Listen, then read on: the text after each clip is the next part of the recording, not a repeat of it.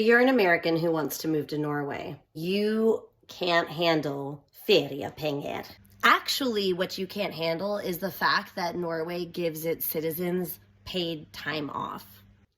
That's a completely foreign concept for us Americans. This is why I've spent the last few weeks calling over and over and over and over to the department that handles time off, trying to understand the concept of feriepenger and ferietid. In Norway, every worker has the right and obligation to take 25 holiday days per year. Did you hear that, Suvi? Right and obligation. What does that even mean? How can they obligate us to take time off?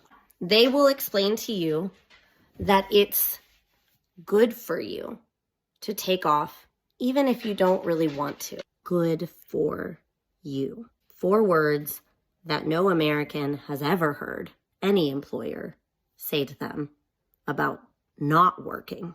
It's illegal to take puppies away from their mother before 6 weeks old, 8 weeks. But in America, we make women go back to work after 6 weeks. And those 6 weeks that she can take off are not paid. Now, there are some exceptions to this, and I've been trying to learn about all of these. The way Norway manages to find paid vacation time to the tune of 25 days a year, which is essentially a calendar month for most people who work a business week, the way they do this is both, it could be seen as very complicated. It took me a long time to understand.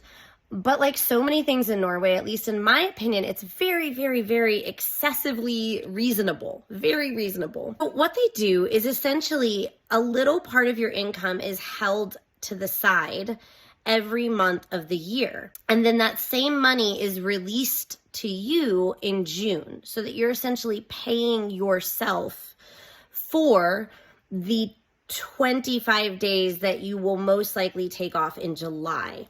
So the problem with this does come up if, for instance, I started working in Norway in August. So I haven't had 11 full months to put into that account. And this would apply if you started working in December. That would be tough.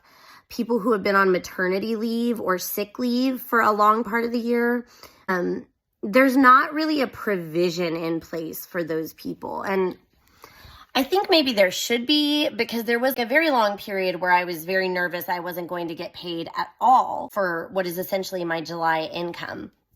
It turns out that's not true, but it could happen to some people, and that seems really stressful to me. So I think like a very reasonable nation like Norway, especially one where you're going to be giving maternity leave and stuff, I think it would make sense to find a solution for that. But anyway, the point is, I was able to take 20 days this year paid.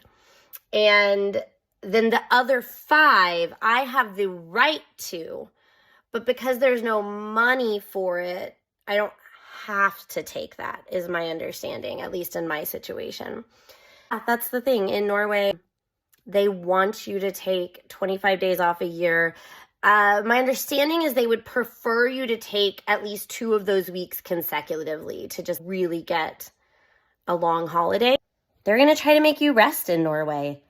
They're going to say that people can't work all the time. And as an American, that's going to feel really, really painful for you. You're going to feel like you're going to lose your mind. Maybe you don't have an identity outside of your work. But if you push through on the other side, you'll find that it's really great to have an identity outside of your work. I know it was awesome for me.